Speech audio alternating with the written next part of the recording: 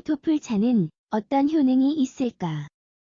서양토풀차는 자연의학에서 사용하는 식물로 잘 알려져 있다. 질병을 낫게 하지는 않지만 건강과 안녕을 개선하는 보원물의 역할을 할 수 있다. 서양토풀차가 어디에 쓰이는지 알고 싶다면 계속 읽어보자. 서양토풀차는 국화과에 속하는 이라는 학명으로 알려진 식물에서 얻은 천연 제품이다.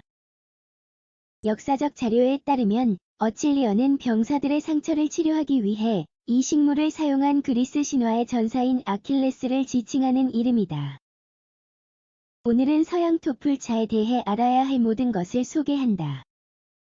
학술지에 게재된 보고서에 따르면 서양토풀은 플라보노이드, 테르페노이드, 리그난을 포함한 식물성 화학 물질 농도가 높은 것으로 주목할 만하다.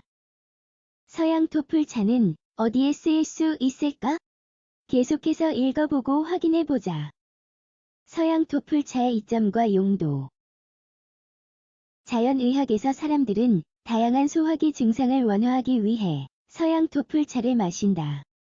마찬가지로 많은 사람은 서양토풀이 상처 치료에 도움이 될 수 있다고 생각한다. 하지만 현재까지 이러한 특성을 확인할 수 있는 확실한 증거는 없다. 따라서 다른 약초요법과 마찬가지로 주의해서 사용해야 한다.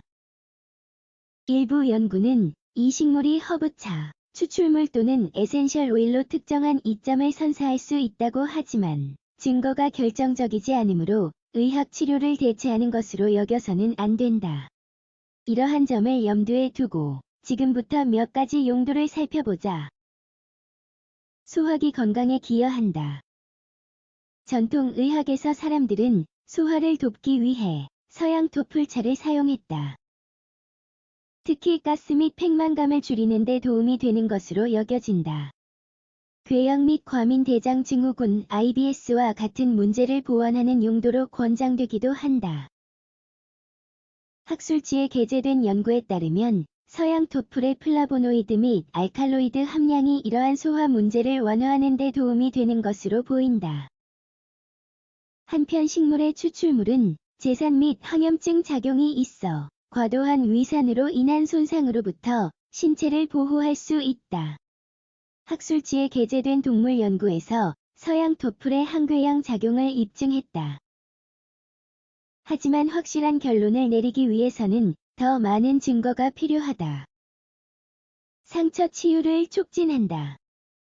의심할 여지 없이 서양토풀차의 가장 전통적인 용도 중 하나는 상처 치유이다.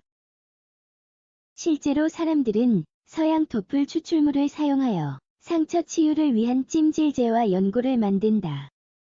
학술지에 게재된 동물 연구에 따르면 서양토풀의 잎에는 항염증 및 항산화 활동을 하는 추출물이 포함되어 있다. 이러한 이점은 상처 회복에 긍정적인 효과를 선사하는 것으로 보인다. 한편 이 연구는 서양토풀의 추출물이 섬유아세포 증가에 기여한다는 것을 입증했다.